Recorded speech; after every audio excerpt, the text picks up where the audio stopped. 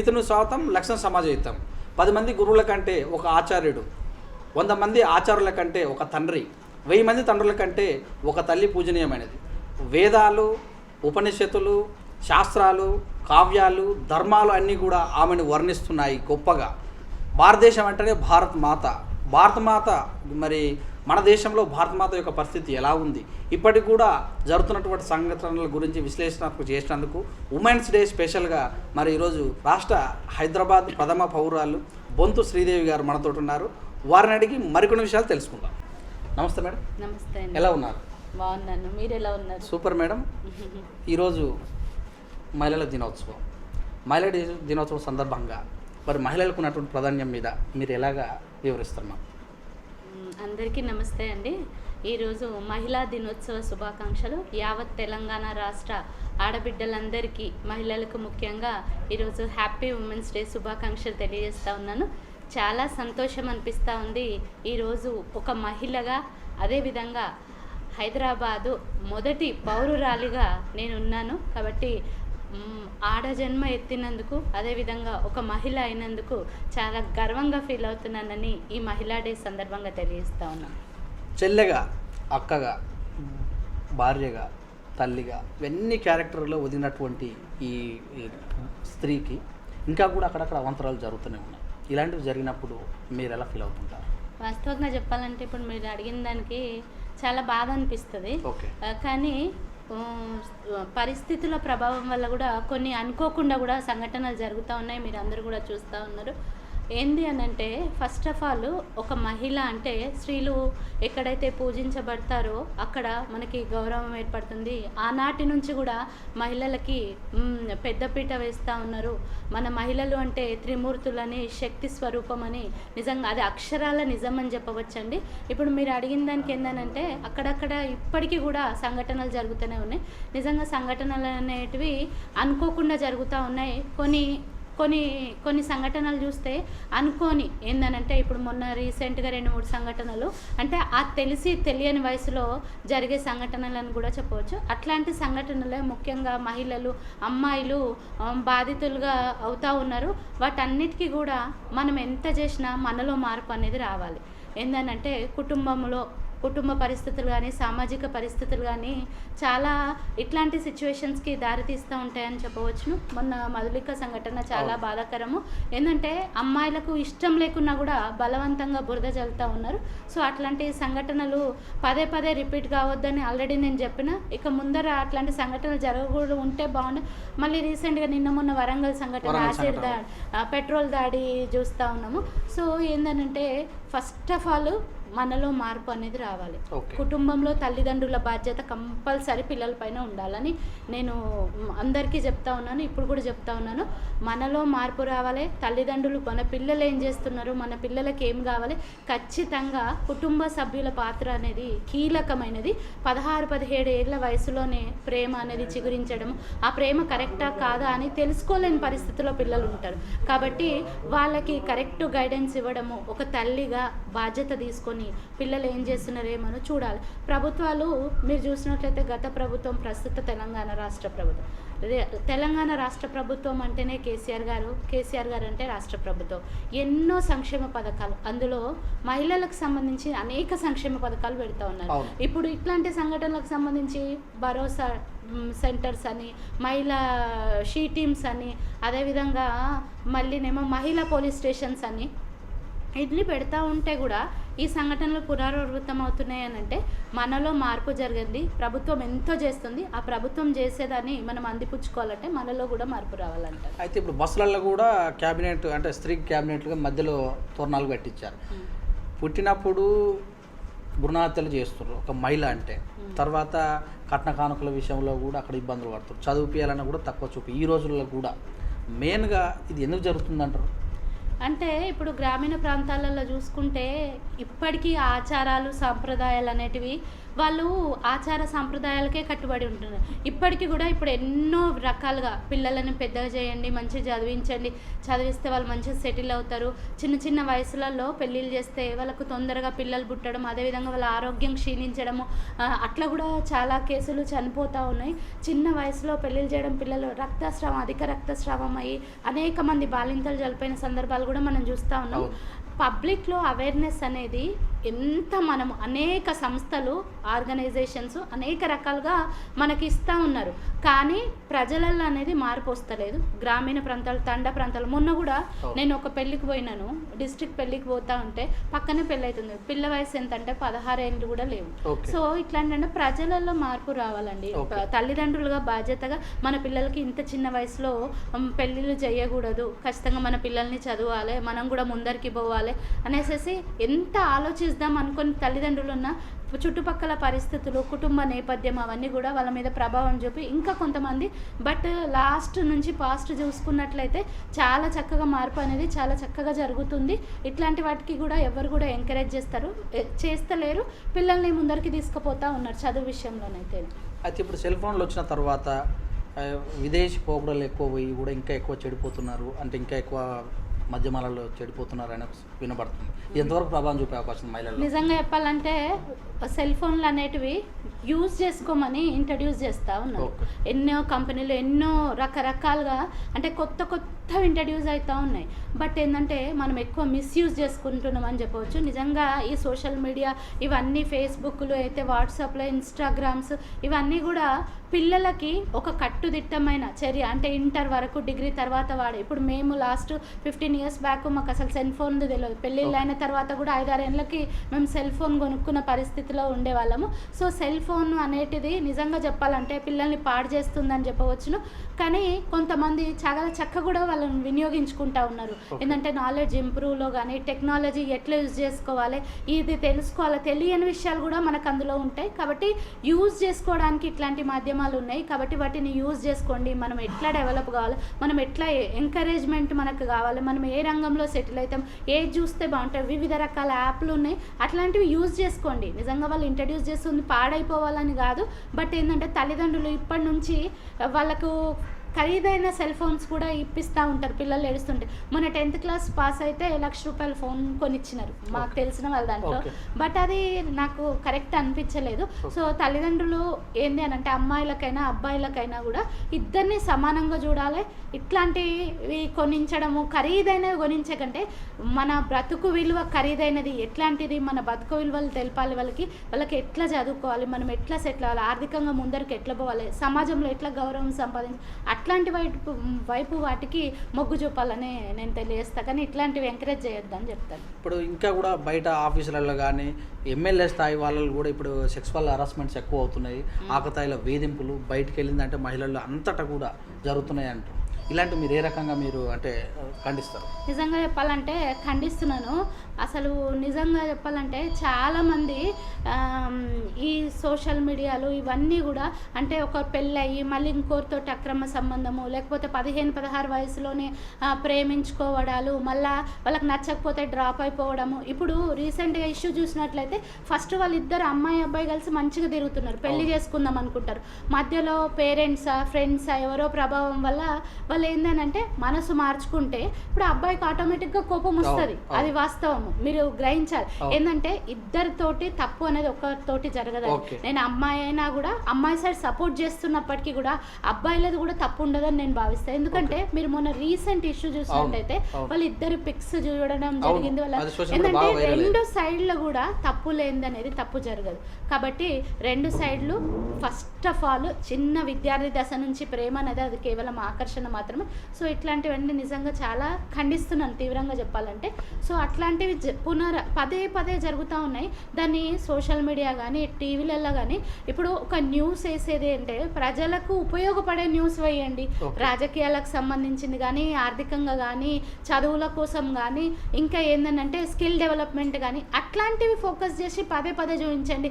ఇప్పుడు వాడు కత్తితో నరికిందంటే అది చూసి లేని వాడికి కూడా ఆలోచన కలిగిస్తున్నాయని నేను చెప్తాను. చెప్తా ఉంటాను. ఓకే. దాన్ని పదే పదే చూపించకుండా మీడియా కానీ ప్రింట్ ఎలక్ట్రానిక్ ప్రతి ఒక్కరికి చెప్పేది ఏంటంటే మంచి దానికి దోహదపడండి, చెడు దాన్ని మూసేయండి అని తెలియజేస్తాను. సినిమాల ప్రభావం కూడా అశ్లీలంగా సినిమాలు కూడా ఉన్నాయి, ఇవి మహిళల ప్రభావం ఎక్కువ చూపుతానని కూడా అంటున్నాను. ఇది మీరు ఎలా అది సినిమాల ప్రభావము అని అంటే ఇక ఇప్పుడు ఇంటర్నెట్ వచ్చింది, ఇక ప్రతి దగ్గర ఇక ప్రతి పిల్లలకి ఇక ప్రతి ఒక్క తల్లిదండ్రి పిల్లలు చెడిపోవాలని ఎవరైతే కోరుకోరు.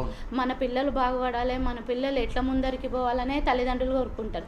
ఏంటంటే అది అనేది నిజంగా చెప్పాలంటే తల్లిదండ్రులు ఎంత మంచిగా చూసినా, ఎంత కట్టుదిట్టంగా పెంచినా, ఎంత ప్రేమ ఆప్యాయతలు పంచిచ్చినా, సో ఫ్రెండ్స్ ఈ సోషల్ మీడియా ఇవన్నిటి వల్ల కూడా పిల్లలు చెడిపోతున్నారని చెప్పవచ్చును. సో ఇట్లాంటివి బ్యాన్ చేస్తే బాగుంటుందని నా అభిప్రాయం. ఓకే. అయితే ఉమెన్స్ డే అనగానే దాదాపు అందరూ శుభాకాంక్షలు చెప్తారు. ఇంకా లేనిపోయిన ఉన్న అసలు ప్రేమలన్నీ కురిపిస్తుంటారు ఉమెన్స్ డే, ఓ తల్లికనో లేకపోతే ఎవరికైనా. ఇలాంటివన్నీ చూసినప్పుడు మళ్ళీ నెక్స్ట్ డేనే జరిగే దూరాఘాతాలు ఉంటాయి. మదర్స్ డే అని చెప్తారు, తర్వాత తల్లిని వదిలిపెట్టి వెళ్ళిపోతుంటారు. ఇలాంటివి జరుగుతున్నప్పుడు ఇలాంటి మీ దృష్టికి వచ్చినప్పుడు ఎలా ఫీల్ అవుతారు? నిన్న పేపర్లో చూస్తే 2 కొడుకులను చంపింది తల్లి. అది చూసినప్పుడు ఏమనిస్తుంది అంటే మన పిల్లలకి చిన్న తట్టు తాకితేనే, చిన్న దెబ్బ తాకితే ఓర్చుకోలేము. ఆమె మతి స్థిమితం లేదు, పిల్లల్ని రాయితోటి కొట్టి చంపేసింది, ఇటుక పిల్లతోటి, అట్లాంటివి అన్నీ చూపించినప్పుడు అసలు ఆ పరిస్థితులల్లో అట్లా చేయాలని అసలు ఆలోచన ఎందుకు వస్తుంది అంటే మెంటల్గా డిస్టర్బ్ అయ్యో వాళ్ళు ఇంకేదైనా ఉండో అంత కఠినమైన నిర్ణయం తీసుకుంటారని నేను అనుకుంటాను. అంటే ఇట్లాంటి సంఘటనలు చూసినప్పుడు సో చాలా బాధ అనిపిస్తుంది. సో అంటే ఎవరో ఒకరో ఇద్దరో ఇట్లాంటివి చేస్తారు, అందరూ చెయ్యరు వాస్తవం, కానీ అందరినీ తప్పుదోవ పట్టించేటట్టు చిత్రీకరిస్తున్నారు ఎక్కువ. సో ఇట్లాంటివి జరిగినప్పుడు బాధ అనిపిస్తుంది. కానీ అట్లాంటి పునరావృతం కాకుండా మంచిగా మహిళా గ్రూప్స్ ఉన్నాయి, అనేక ఆర్గనైజేషన్ సంస్థలు ఉన్నాయి. సో ఇట్లాంటివి పదే పదే కాకుండా ఎటువంటి చర్యలు తీసుకుంటే బాగుంటుంది, వాళ్ళకి ఎట్లాంటి కౌన్సిలింగ్ ఇస్తే బాగుంటుంది, ఎట్లాంటివి మనం చేసే కార్యక్రమాల వల్ల వాళ్ళలో అవేర్నెస్ వచ్చి ఇట్లాంటి వాటికి దూరంగా ఉంటే బాగుంటుంది అని, అట్లాంటి ఏమైనా ప్రోగ్రామ్స్ పెడితే బాగుంటుందని నాకు ఆలోచన వస్తుంది. ఇంకా కూడా దూర ప్రాంతాలలో చదువుకు దూరమైనటువంటి మహిళలు చాలామంది మేకలు కాయటమో గొర్రెలు కాయటమో, ఎందుకంటే ఇంకా వెల్నౌన్ అంటే అవేర్నెస్ రాలేదు. మరి ఇలాంటి వాళ్ళను మీ దృష్టికి వస్తే వారికి ఎలా కోఆపరేషన్ చేస్తారు? ఖచ్చితంగా ఇట్లాంటి వాళ్ళని చాలామందిని డ్రాప్అవుట్స్ని కూడా నేను స్కూల్లో రీజాయిన్ చేయడం జరిగింది. సో చాలామంది అనేక డిస్ట్రిక్ట్ల నుంచి 8th 9th చదివి ఆపేసేయడము, 6th 7th తర్వాత పనులకు ఫ్యాక్టరీలకు, ఇక్కడ కూడా హైదరాబాద్ సిటీలో కూడా మా పిల్లకు చదువు అవ్వలేదు అందుకే కంపెనీలకు పంపిస్తున్నా అని చాలామంది అంటారు. ఇప్పుడు మా చెర్లపల్లి డివిజన్లో కూడా ఒక 4-5 అమ్మాయిలని స్కూల్లో జాయిన్ చేయడము. అయితే వాళ్ళకి ఏంటంటే ఒక సబ్జెక్ట్ అంటే ఫోబియా ఉంటుంది. చాలామంది డ్రాప్అవుట్స్ని నేను కౌన్సిలింగ్ ఇచ్చేటప్పుడు చెప్పినప్పుడు మ్యాథ్స్ అంటే ఫుల్ ఫోబియా వాళ్ళకి, ఏంటంటే అది ఒక భూతద్దం, అందులో ఫెయిల్ అయితే ఇన్సల్ట్ అవుతుంది కాబట్టి స్కూల్ బంద్ చేస్తారు కొంతమంది పిల్లలు. సో టీచర్ అంటే టీచర్ ఏం అడుగుతుందో, స్కూల్కి పోవాలంటే భయం ఫస్ట్ ఆఫ్ ఆల్, టీచర్ పోయిన తర్వాత ఎట్లా ట్రీట్ చేస్తుందో, 0 మార్కులు వస్తే ఎట్లయితుందో. సో అట్లాంటివి ఆలోచించి కూడా చాలామంది పిల్లలు డ్రాప్అవుట్స్, అదేవిధంగా ఆర్థిక పరిస్థితులు బాగలేక అంటే ఫైనాన్షియల్ స్టేటస్ బాగలేక చాలామంది డ్రాప్అవుట్స్ అవుతూ ఉన్నారు, ఇంట్లో ఉంటారు.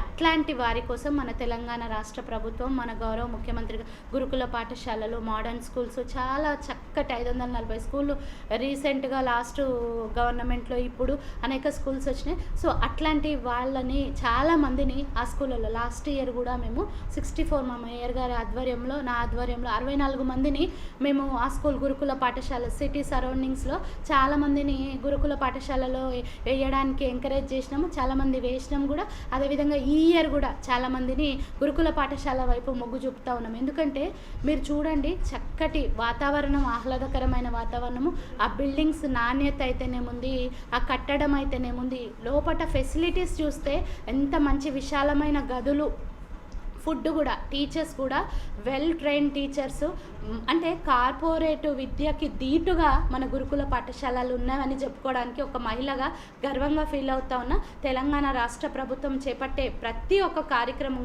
కూడా చాలా సూపర్గా ఉంది. ప్రతి ఒక్కరు కూడా మహిళగా నేను చెప్తా ఉన్నాను ఏంటంటే మహిళలకు సంబంధించిన అనేక సంక్షేమ పథకాలు మీరందరూ కూడా అందుకోవాలని, అందిపుచ్చుకోవాలని మనస్ఫూర్తిగా తెలియజేస్తూ ఉన్నాను. లోకల్లో మీకు తెలియకపోతే లోకల్లో ఉన్న లీడర్స్ని అడగండి, అనేక సంక్షేమ పథకాలు మహిళల కోసము మన గౌరవ ముఖ్యమంత్రి గారు ప్రవేశపెట్టినారు. అవన్నీ కూడా మీరు యూటిలైజ్ చేసుకోమని మీకు ఈ సందర్భంగా నేను తెలియజేస్తా ఉన్నాను. అయితే టిపికల్ క్వశ్చన్, ఒక తండ్రి తన కొడుకు 2-3 అమ్మాయిలతో తిరిగినా కూడా నా కొడుకు బహదూర్ అని చెప్తారు. వాళ్ళ తల్లి కూతురు అంటే ఎవరితో తిరగకపోయినా కానీ కనీసం మాట్లాడినా కూడా వేరే రకంగా దృష్టిని చేసి ఇంట్లోనే బంధిస్తున్న రోజులు ఇవి. ఇంకా చూసినట్టయితే సతీసాగమనాన్ని దాటిన రోజులు మనవి. ఒక అబ్బాయి ఎంతమంది అయినా పెళ్లి చేసి అంటే భార్య చనిపోయినా 2-3 పిల్లలున్నా కూడా పెళ్లి చేస్తున్నారు. అదే అమ్మాయి అయితేనేమో ఒక కూతురు ఉంటే కథం పెళ్లి చేయని రోజులు. ఇలాంటి రోజులు ఎలా ఖండియగలరు? నిజంగా తీవ్రంగా ఖండించాలి. ఏంటంటే అబ్బాయి అయినా అమ్మాయి అయినా ఒకటే. ఒక తల్లిగా నేను చెప్తా ఉన్నాను, ఇద్దరు ఇవాళ రేపు అప్పుడు జనరేషన్ వేరే, తర్వాత జనరేషన్ వేరే, ఇప్పుడు మా జనరేషన్ వేరే, ఇప్పుడు మా పిల్లలు ఏంటంటే పెంపకంలోనే తేడానండి. అదైతే మనము అబ్బాయి అయినా సేమ్, అమ్మాయి అయినా సేమ్, ఇద్దరిని కూడా ఏం తేడా లేకుండా పెంచాలి ఫస్ట్ ఆఫ్ ఆల్. అయితే సమానము ఇద్దరు. వీళ్ళంటే అబ్బాయి అంటే మనకి ఏడు కొంచెం మీదికెంచి ఊడిపడ్డాడు, అమ్మాయి అయితే కొత్తగా ఏమీ రాదు. కాబట్టి ఇద్దరిని కూడా సమానంగా మనకి రెండు కళ్ళు ఎట్లనో ఆ విధంగా పెంచాలి. ఇద్దరికి ఏం వ్యత్యాసం చూపించకూడదు. అట్లా చూపించకుంటే ఖచ్చితంగా అమ్మో మా అమ్మనైనా మా నాన్ననైనా భయపడతారు పిల్లలని. ఫస్ట్ పిల్లలతోటి మనం ఫ్రెండ్లీగా ఉండాలి. నేను ఒక అమ్మగా చెప్తా ఉన్నాను, ఏంటంటే మనం ఎంత బిజీగా ఉన్నానో మన పిల్లలని ఏం చేస్తున్నారు, మన పిల్లలతోటి టైం కేటాయించాలి.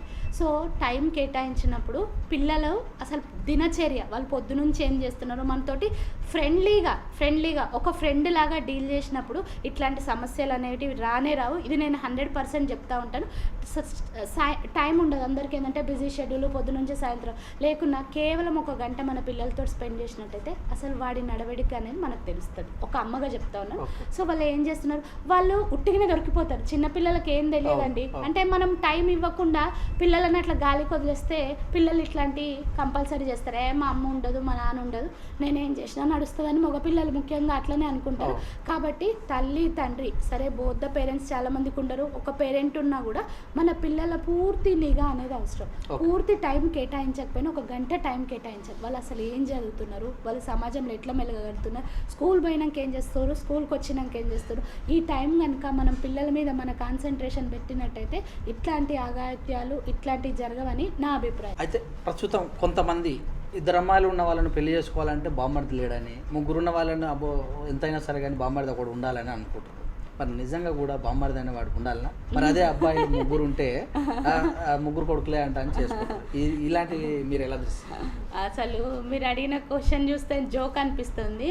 బామ్మర్ది లేడు, ఏం లేడు, ఒక 2 కూతుర్లు ఎగ్జాంపుల్ నేనే తీసుకోండి, ఎవరో ఎందుకు, 2 పిల్లలు ఉన్నారు, రేపు బామ్మర్ది లేడు, ఖచ్చితంగా పెళ్ళిళ్ళు చేయాలి. అట్లాంటిది ఏముండదు. అప్పటి నుంచి ఏందనంటే ఆనాది కాలంలో ఏందనంటే పెద్ద కుటుంబం నుంచి పెళ్లి చేసుకోవాలి, సాంప్రదాయాలు అటు 7 తరాలు ఇటు 7 తరాలు చూడాలని పెద్దవాళ్ళు అంటుండే. అయితే ఇప్పుడు 2 అమ్మాయిలు పుడితే తప్పేం లేదు కదండి, మన చేతిలో ఏముండదు. సో ఏంటంటే బామ్మర్దులు ఉండాలి, అవన్నీ కూడా పాతం కాలం నాటి ముచ్చట్లు. ఇప్పుడు అమ్మాయి అయినా అర్ధరాత్రి బయటకు వెళ్తుందా లేదా? ఇప్పుడు అసలు ఏంటంటే రక్షణ అనేది, శాంతి భద్రతల విషయంలో మీరు తెలంగాణ రాష్ట్రం చూసినట్లయితే అసలు ప్రజలలో చైతన్యం చాలా వచ్చింది.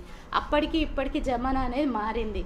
ఇంకోటి ఏంటంటే తల్లిదండ్రులు కూడా మన పిల్లల్ని బయట చదువుల కోసం పంపించాలంటే 20 ఏళ్ళ కిందట ఎవరు పంపిస్తుండే? ఎవ్వరు కానీ ఇప్పుడు తల్లిదండ్రుల దగ్గరుండి మన పిల్లల మీద నమ్మకం అనేది ఉండాలి.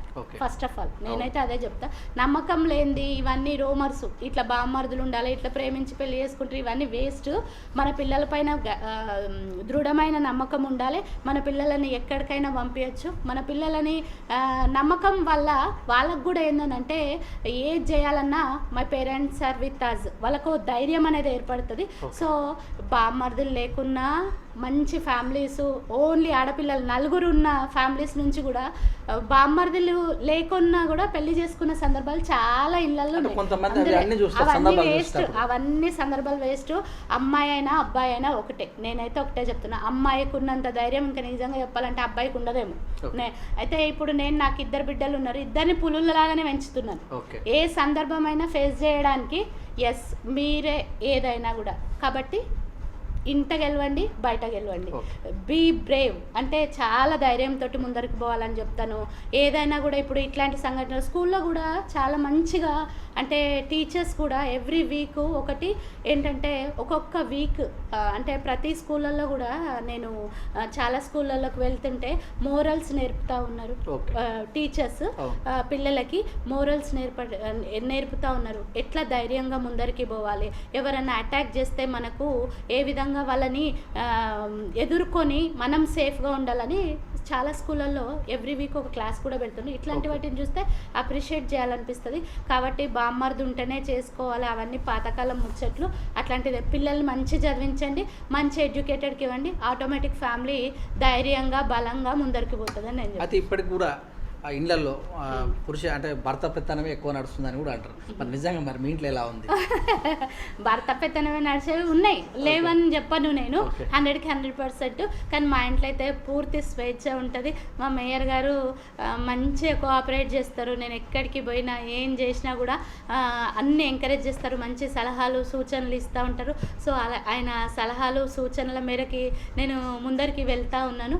రాజకీయ పరంగా కూడా గత 3 సంవత్సరాల నుంచి అనేక ప్రోగ్రామ్సే కానీ సోషల్ సర్వీసే కానీ సో మా మేయర్ గారు ఫుల్ సపోర్ట్ చేస్తూ ఉంటారు.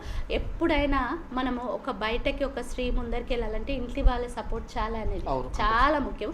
సో నాకు ఆ సపోర్టు నా తల్లిదండ్రుల నుంచి, నా అత్తమామల నుంచి, మా భర్త నుంచి. పెత్తనం అంటూ మా ఇంట్లో ఏముండదు. సో అన్నీ కామ్గా మంచిగా ముందరికి పోతూ ఉంటుంది. అయితే ఇప్పుడు మహిళా పాత్ర కంపల్సరీ. మరి లాస్ట్ టైం పోయిన ప్రభుత్వంలో ఒక మినిస్టర్ కూడా మీ ప్రభుత్వం వేయలేదు, ఈసారి 2 ఇస్తారని కూడా మొన్నటిదాకా చెప్పారు. అది ఎలా ఉంది? మీరు చూసారు కదా మొన్న అసెంబ్లీలో మా గౌరవ ముఖ్యమంత్రి గారు ఎంత చక్కటి స్పీచ్, మహిళలంటే మాకు చాలా గౌరవము అని అసెంబ్లీ సాక్షిగా చెప్పారు. అదేవిధంగా మహిళల పట్ల మేము అసలు వివక్ష చూపము, ఒక్కరు కాదు అందరూ ఎవరికి ఇస్తారో అనుకుంటారు, 2కి ఇస్తామని చెప్పారు. మీరు అంటే మహిళకి ఇవ్వలేదు ప్రాధాన్యత లేదు అని వీళ్ళందరూ చేస్తున్నారు. మహిళా జెడ్పీటీసీలో ప్రభుత్వం 2014లో ఏర్పడినప్పుడు చైర్మన్లను మహిళలను చేసిండు, జెడ్పీటీసీలను మహిళలను చేసిండు, ఎంపీటీసీలను మహిళలను, సర్పంచ్లను మహిళలను చేసిండు. అదేవిధంగా జిహెచ్ఎంసీ చరిత్రలో 50% లేడీస్కి రిజర్వేషన్ ఇచ్చిన ఘనత మా గౌరవ ముఖ్యమంత్రి గారిది. నిండు సభలో మొన్న 2nd టైము తెలంగాణ ప్రభుత్వం ఏర్పడినప్పుడు 2 మహిళలకు ఇస్తా, ఒక్కరే అనుకున్నారు 2కి ఇస్తా అని చెప్పి చాలా సంతోషం అనిపిస్తుంది. ఇక రాబోయే రోజులలో కూడా చాలామంది మహిళలకు అవకాశం ఇస్తామని మన గౌరవ ముఖ్యమంత్రి గారు చెప్పినారు. సో మహిళలకే పెద్దపీట వేస్తున్న ప్రభుత్వము, మన మహిళలకే పేద బడుగు బలహీన వర్గాల ఆశజతైన మా గౌరవ ముఖ్యమంత్రి గారు రాబోయే రోజులలో చక్కటి మహిళలకు ప్రముఖ పాత్ర పెద్దపీట వేస్తారని మనస్ఫూర్తిగా. మహిళా డేస్ రోజు మీరు ఏం చేస్తారు స్పెషల్గా? మహిళా డే రోజు సందర్భంగా అంటే నిజంగా చెప్పాలంటే నిన్ననే ఒక కాన్సెప్ట్ మేము ఆలోచించినాము. ఏంది అని అంటే మేము యాక్చువల్గా ఎడ్యుకేషన్ పరంగా ఒక టోల్ ఫ్రీ నెంబర్ పెట్టినాం. ఓకే. అయితే గ్రామీణ ప్రాంతాలలో ఉన్న మహిళలు పురుషులు ఎవరైనా పర్వాలేదు. సో ఆ టోల్ ఫ్రీ నెంబర్కి చేస్తే చాలామందికి 10th తర్వాత ఏ కోర్స్ తీసుకుంటే ఏమవుతుంది, ఏ కోర్స్ తీసుకుంటే ఇప్పుడు ఎంపీసీ తీసుకుంటే ఇంజనీర్ అవుతారు, బైపీసీ తీసుకుంటే డాక్టర్ అవుతారు, లేకపోతే డిగ్రీ చేసి తర్వాత ఎంఎస్సీ చేసి ఒక టీచర్గా లేకపోతే లెక్చరర్గా అట్లా. సో చాలామందికి తెలియదు. అది ఆల్రెడీ మేము లాస్ట్ 3 years నుంచి చేస్తూ ఉన్నాము. సో దానితో పాటు ఇప్పుడు ఈ మహిళా దినోత్సవ సందర్భంగా దాంతోపాటు ఎవరైనా కాంపిటేటివ్ స్పిరిట్ తోటి ముందరికి వెళ్ళి ఒక ఐఏఎస్ కానీ ఐపీఎస్ కానీ వాళ్ళ కోసము ఒక మేడం తోటి మాట్లాడడం జరిగింది. ఆ మేడంకి మేము ఏందనంటే ఒక 5 అమ్మాయిలని ఎవరైతే ఇస్తే ఆ మేడం ఆధ్వర్యంలో ఆమె కోచింగ్ అంతా కూడా ఫ్రీ చేస్తా అని చెప్పారు. సో రేపటి కోసము ఆ మేడంని 5 అమ్మాయిలని, 2 అమ్మాయిలు అయినరు, ఇంక 2 అమ్మాయిలని ఇస్తే ఆమె పూర్తి చదువు బాధ్యత ఆ మేడం తీసుకుంటానని చెప్పిన. ఈ మహిళా దినోత్సవ సందర్భంగా ఒక 5కి ఫ్రీ ఎడ్యుకేషన్ కోచింగ్ ఇవ్వాలని నిర్ణయించుకున్నాం. ఓకే. ఈ మహిళా డే స్పెషల్గా సికింద్రాబాద్ నుంచి మీకు టికెట్ వస్తుందని ఒక వార్త వినబడుతుంది, ఇందులో నిజమెంత ఉంది? యాక్చువల్గా ఏంటంటే గౌరవ ముఖ్యమంత్రి గారి ఆశీస్సులతోటి నేను బయటకు రావడం జరిగింది. గత 3 సంవత్సరాల నుంచి కమ్యూనిటీ బేస్ తీసుకొని గ్రామీణ ప్రాంతాలు కేవలం జంట నగరాలే కాకుండా గ్రామీణ ప్రాంతాలలో కూడా తిరగమని సారు చాలామంది సమక్షంలో చెప్పడం జరిగింది. సో ఆనాటి నుంచి ఈనాటి వరకు యాదవ ముద్దు బిడ్డగా, తెలంగాణ రాష్ట్ర ఆడబిడ్డగా ప్రతి ఒక్క గ్రామం, ప్రతి ఒక్క డిస్ట్రిక్ట్ తిరుగుకుంటూ గ్రామాలు డిస్ట్రిక్ట్లే కాకుండా మొన్న పక్క రాష్ట్రం కూడా వెళ్ళేసి రావడం జరిగింది. విశేష స్పందన కూడా నాకు లభిస్తూ ఉంది. చాలా చక్కటి సపోర్ట్ చేస్తూ ఉన్నారు. సో గౌరవ ముఖ్యమంత్రి గారు ఆశీస్సులతోటి బయటకు వచ్చిన సారు సార్ ఏం నిర్ణయం తీసుకున్నా ఆ నిర్ణయానికి కట్టుబడి ఉంటా. రేపు ఏమన్నా అవకాశం ఇస్తే ఖచ్చితంగా 100కు 1000% న్యాయం చేస్తానని నాకు నమ్మకం ఉంది. మా నిర్ణయం ఏముండదు. ఒక సైనికురాలిగా పనిచేస్తాను. ఒక గౌరవ ముఖ్యమంత్రి గారు వదిలిన బాణాన్ని నేను కాబట్టి సార్ ఆశీస్సులతోటి సార్ ఏ పదవి ఇచ్చినా కూడా దానికి వన్నదేస్తానని ఈ సందర్భంగా. అయితే గౌరవ ముఖ్యమంత్రి గారి కూతురు కవిత గారు కూడా ఉత్తమ పార్లమెంటరీగా ఎన్నికయ్యారు. మీకు ఆమెకు మంచి సత్సంబంధాలు ఉన్నాయని తెలుస్తుంది. ఈ విషయాన్ని మీరు ఎలా? చాలా చక్కగా ఉంటుంది. అక్క ఎప్పుడు నన్ను మరదలని పిలుస్తుంది. అదే హ్యాపీ అనిపిస్తుంది. ఎక్కడ కలిసినా నాకు అక్క అంటే మంచి గౌరవం, రోల్ మోడల్, ఇన్స్పిరేషన్ తీసుకోవచ్చు. ఒక మహిళగా ముందరికి వచ్చి మొట్టమొదటి తెలంగాణ రాష్ట్రం ఏర్పడిన తర్వాత అక్క ఎంపీగా కంటెస్ట్ చేయడము, భారీ మెజారిటీ తోటి గెలవడం. మీరు రీసెంట్గా కూడా నిన్న మొన్న పేపర్ చూస్తే నిజామాబాద్ పార్లమెంట్ అంటే దడదడలాడిస్తూ ఉంది. ఎవ్వరు కూడా ఆపోజిషన్ పార్టీ వాళ్ళు ఆమెతోటి తట్టుకోలేరు. అక్కకి ఎన్నో అవార్డులు రివార్డులు కూడా రావడం జరిగింది. అదంతా కూడా ఎంతో కష్టపడితే కానీ రాదు. దినము పొద్దున స్టార్ట్ అయిన నుంచి రాత్రి వరకు ఒక మహిళగా ఉంటూ ఎన్నో అవార్డులు రివార్డులు సాధించిన మన కవితక్కకి నిజంగా తెలంగాణ బతుకమ్మ అని అక్కకు ఉట్టిగానే రాలేదు ఆ పేరు. సో అక్కతోటి నాకు అక్క అంటే నాకు చాలా రెస్పెక్ట్, రోల్ మోడల్ అని చెప్పవచ్చు. 50 మంది కార్పొరేటర్లు ఉన్నారు కదా మీ మహిళలు, వాళ్ళతో మీకు ఎలా ఉంది కోఆపరేషన్? మంచిగా ఉంటుందండి. నేను ఇప్పుడు కూడా just now I went to Telangana Bhavan. So I met lot of corporators they. So అంటే మేమంతా ఒక ఫ్యామిలీ లాగా ఉంటాము. నేను మేయర్ గారి భార్యగా నేను అసలు అట్లా ఉండను. వాళ్ళతోటి సహచరులాగానే మంచిగా అక్క చెల్లెల్లాగా ఎక్కడ కలిసినా హ్యాపీగా మాట్లాడుకుంటాము, మంచిగా కలుస్తాము. వాళ్ళు మేము కలుసుకుంటాము. ఏదైనా పార్టీ ప్రోగ్రామ్స్ అయితే ఏముంది, చాలా చక్కటి సత్సంబంధాలు ఉన్నాయి. ఏదైనా కూడా మంచిగా షేర్ చేసుకొని అందరం కూడా చాలా హ్యాపీగా ఉంటాం. వీటి ద్వారా ఈ మహిళా డేస్ స్పెషల్గా మహిళలకు మీరు చెప్తున్న ధైర్యం? మహిళా దినోత్సవ శుభాకాంక్షలు తెలియజేస్తున్నాను V3 ఛానల్ ద్వారా. సో మహిళా దినోత్సవ సందర్భంగా మీ అందరి మహిళలకు కూడా నేను చెప్పేది ఒకటే, అన్ని రంగాల్లో కూడా మనం ముందరు ఉండాలి. మనకున్న పవరు అది అంతా ఇంత కాదని నిజంగా ధైర్యంగా చెప్తా ఉన్నాను. మన పవర్ వచ్చేసి nation power. So nation power అంటేనే మీ అందరికీ కూడా తెలుసు ఎంత పవర్ఫుల్ మనము. సో ఇంట గెలిచి బయట గెలవాలి అని అంటారు. సో పురుష ఆధిక్యత ఇవాళ రేపు రోజులో అట్లాంటిది ఏమి లేదండి. మనని ఎంకరేజ్ చేసేవాళ్ళు మనమందరం కూడా చక్కగా అన్ని రంగాల్లో ముందరికి పోవాలని మనస్ఫూర్తిగా తెలియజేస్తున్నాను. కేవలము మనము ఇంట్లో ఆడవాళ్ళము అంటే వంటింటి కుందేళ్ళు అని చాలామంది అంటున్నారు. ఆనాటి రోజులవి, ఇప్పుడు అట్లాంటి రోజులు లేవు. ఇప్పుడు అంటే మహిళ అంటే ఆదిశక్తి, అమ్మవారు. అదేవిధంగా అన్ని రంగాల్లో ముందరికి పోయేదే ఒక మహిళ. కాబట్టి ఉమెన్స్ డే సందర్భంగా మీ అందరికీ నేను తెలియజేసేది ఏంటంటే, ఫస్ట్ ఆఫ్ ఆల్ అన్ని బీసీ ఎస్సీ ఎస్టీ మైనారిటీ మహిళలందరికీ కూడా తెలియజేసేది చదువుకోవాలి. ఒక మహిళ కుటుంబంలో కనుక చదువుకున్నట్లయితే ఆ కుటుంబం అంతా కూడా అభివృద్ధి బాటలో నడుస్తుందని ముక్త కంఠంతో తెలియజేస్తూ ఉన్నాను. ఆ కుటుంబం అంతా కూడా ఎడ్యుకేటెడ్ అయి ఉంటుంది. కాబట్టి ఎడ్యుకేషన్ అయితే 100% మనకు ఏంది అని అంటే మంచిగా సెటిల్ అవుతాం. సెటిల్ అయినట్టయితే గుర్తింపు అనేది వస్తుంది. గుర్తింపు అనేది వస్తే అల్టిమేట్గా రాజకీయంలో పవర్ వస్తుంది. పవర్ వస్తే ఇక మీకు తెలుసు ఏం చేయాలో. కాబట్టి మీరందరూ కూడా మన పిల్లల్ని బాగా చదివించాలి. అన్ని రంగాల్లో కూడా ముందరికి తీసుకుపోవాలి. ధైర్యాన్ని నూరిపోయాలి. మన పిల్లలని ఎంత బాగా చదివిస్తే అంత ముందరికి పోతామని. ఒకవేళ మనం చదువుకోకున్నా మన పిల్లలని చదివించే దిశగా మన తెలంగాణ రాష్ట్ర ప్రభుత్వం ఇచ్చే స్కీమ్స్ అన్నీ కూడా మనం యూటిలైజ్ చేసుకోవాలి. ముఖ్యంగా మహిళలకు అనేక స్కీమ్స్ ఉన్నాయి, మీ అందరికీ కూడా తెలుసు. ఆ స్కీమ్స్ అన్నీ మనం పొందాలని, మన పక్కనున్న వాళ్ళకు కూడా తెలియజేయాలని మీ అందరికీ కూడా నేను తెలియజేస్తూ ఉంటాను. Once again happy women's day. Thank you madam. Thank you. మీ విలువైన సమయాన్ని మీరు ఎంతో బిజీగా ఉన్నా కూడా ఈ ఉమెన్స్ డేస్ స్పెషల్గా మాకు కార్యక్రమం ఇచ్చినందుకు V3 తరఫున ధన్యవాదాలు. ఇదండి మరి సృష్టి రహస్యం మొత్తం కూడా ఏ ప్రాణి జన్మించాలన్నా కూడా స్త్రీశక్తి ముఖ్యము. ఇలాంటి స్త్రీశక్తికి జరుగుతున్నట్టు అవమానాలు నేను ఖండిస్తున్నాను. రాబోయే రోజులలో రాజకీయం కానీ ఏ రకంగానైనా ఖచ్చితంగా చదువుకోవాలి. ప్రతి ఒక్కరు చదువుకున్నట్టయితే మాత్రమే జ్ఞానోదయం ఏర్పడుతుంది, అన్ని విషయాలు తెలుస్తాయి. ఇక సికింద్రాబాద్ టికెట్కి వచ్చినట్టయితే మరి కేసీఆర్ గారు ఏ రకంగా కూడా ఆశీర్వదించినా ఆ రకంగా నేను ముందుకెళ్తాను. రాష్ట్రం మొత్తం నలుమూలలో తిరగమని చెప్పారు. ఆయన ఇచ్చినటువంటి బాణాన్ని నేనని ఈ ఉమెన్స్ డే సందర్భంగా బొంతు శ్రీదేవి గారు మనకు వివరించారు. చూస్తూ ఉండండి V3 న్యూస్. కెమెరామ్యాన్ మనోజ్తో మీ సురేష్ దండి.